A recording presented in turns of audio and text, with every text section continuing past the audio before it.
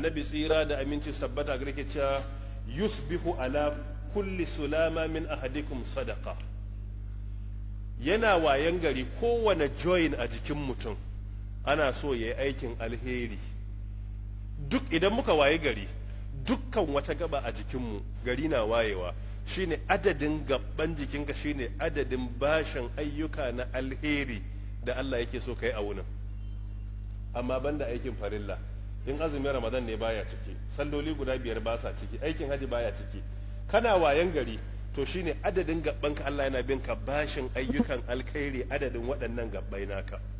Shine yusbihu ala kulli sulama min ahadikum sadaqa. Kowa yana wayan gari akan kowace gaba a jikinsa Allah ta'ala yana bin sa bashin aikin alheri a wannan wunin. Sai annabi tsira da aminci sabbata gare shi dan bamu guidance shiriya, sai ce fa kullu tasbihatin sadaqa. Duk inda kace subhanallah to ka yanta gaba ɗaya daga cikin bashin da ake binka.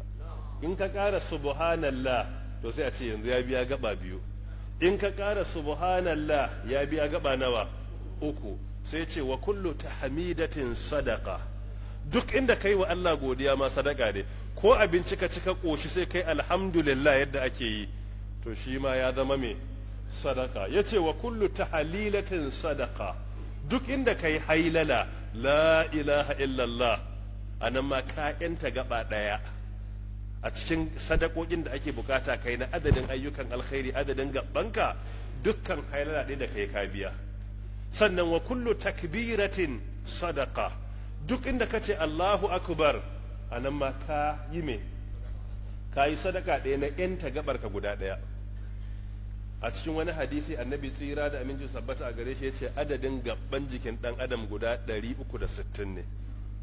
Wato joints din annabi ya ce guda 360 kowa yake da shi, in dai mutum yana da cikakkiyar halitta ba an haife shi da wata tawaya ba. Akwai joints ɗaya a jikinsa guda 360. So shine na 360. To shine ake so kenan adadin ayyukanka na alheri a kowane wuni da za ka yi na sadaka banda ayyukan farilla kada ya gaza guda 360. To idan kirgen zai baka wahala ko ayyukan nan sun maka yawa da ba za ma ka samu daman yin wannan ba, sai annabi tsira da aminci su tabbata gare shi wa yujzi'u min zalika raka'ataini yarka'uhuma min ad-duha. Annabi ce duk wannan sadakoki da ake so kai adadin gaban ka 360, idan kai sallan walaha raka'a 2 da hantsi, to ko baka samu ƙara wasu ayyuka ba wannan ya maye maka gurbin 360 da ake bin ka bashi. Wannan raka'a 2 tollin toll kana yi, to ko baka samu ƙara wasu ayyuka ba to shikenan wancan dai sadakar da ake so kai adadin gaban ka riga ka gama biya. Duk wani abun da ka ƙara na nafila a wunin to wannan ribar kafa ne shi. Amma asali wannan sallan walhafiyan halda ce in ka yi ta da hantsi to ka biya bashin sadaka da ake bukata gare ka adadin yawan gabanka, wanda kuma hadisi ya tabbata 360 ne. A nan wurin akwai falala ga wannan sallah ko babu? Ai falalar ma babba ce.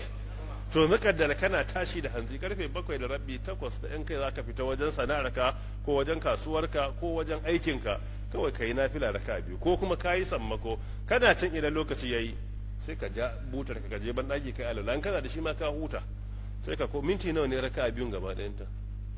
Duk dai bai wuce minti 3 zuwa 5 ba. A tashi ayi sallah minti 3 zuwa 5. Yawa in ma kuma ka iya gudu a cikin wanda suke da gudu a minti 2 ma suna iya yinta. Amma dai a dan rage gudu din, a dan rage gudu din kada a fisga da yawa ko wannan shine shawari na insha Allah ta'ala, a rage gudu din. To in kai sallan walaha raka'a 2, wannan yusbihu ala kulli sulama min ahadikum sadaqa. Kowane ɗaya na wayan gari akan kowace gaba ko kowane kashi na jikinsa akwai sadaka da ake bin bashi, to kana yin sallan ka biya bashin. Da Allah wannan ba shortcut bane wannan? Ai mai girma ne ma. Kawai kana yi raka'a 2 shikenan ka huta. Duk inda kai hailala tasbihi da sauransu duk wannan riba kake ci kawai. Mafhum? Tayyib.